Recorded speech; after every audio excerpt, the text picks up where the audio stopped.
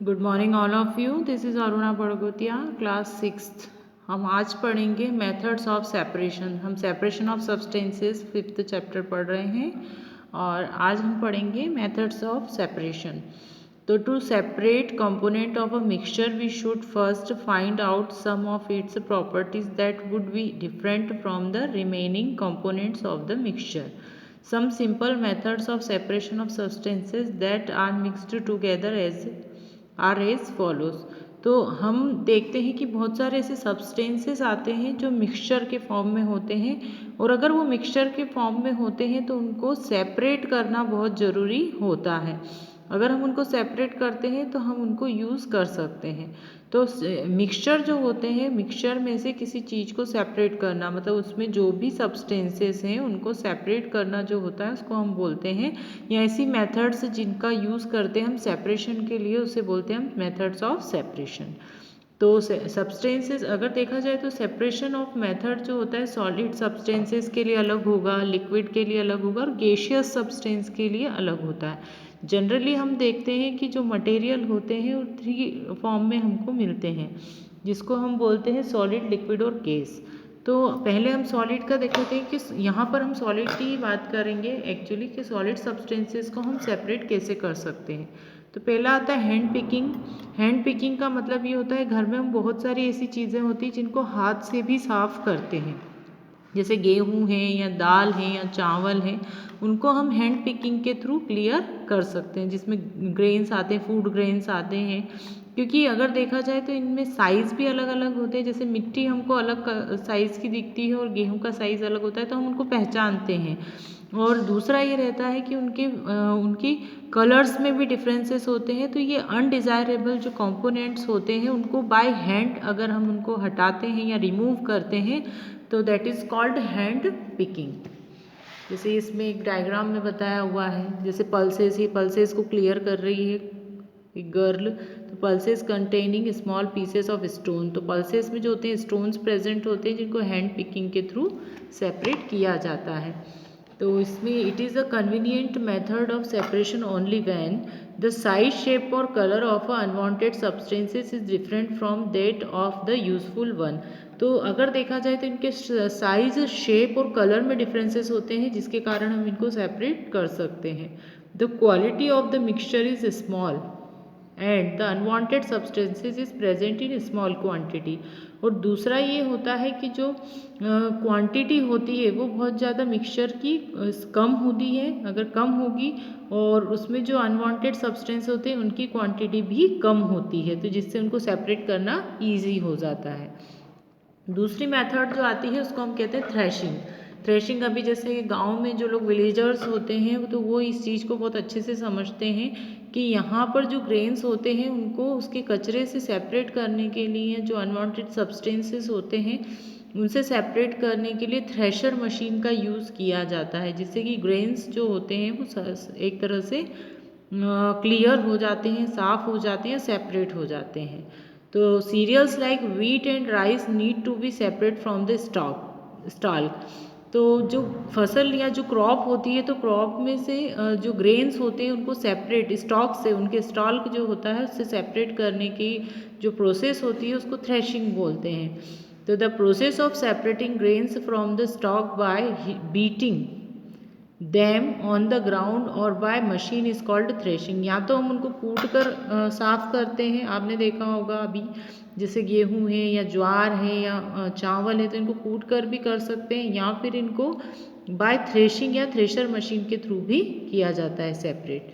तो it is done in the following veg, हम इतनी वेज में इनको कर सकते हैं।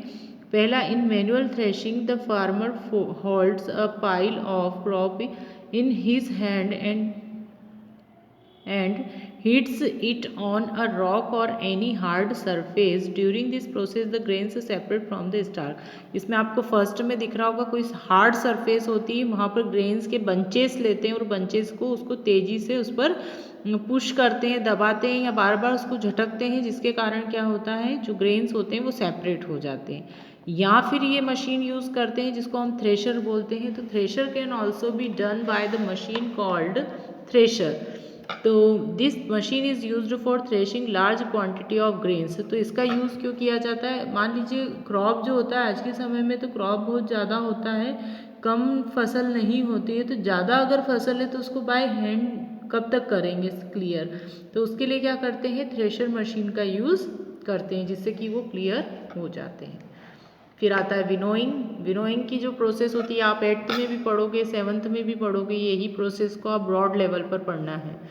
विनोइंग की जो प्रोसेस होती है तो grains are separated from a mixture from of grains like wheat and और rice and husk by the method of winnowing which is based on the property that grains are heavier than husk।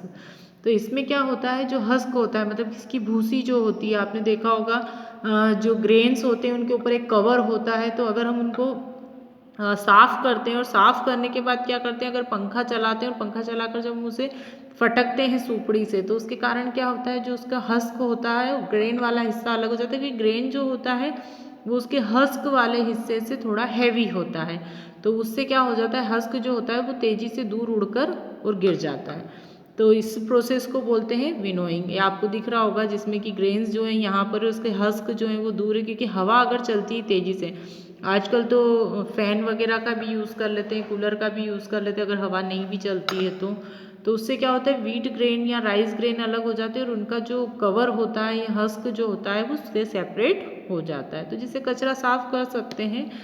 तो the method of separating heavier and lighter component of a mixture by wind और blowing air is called winnowing.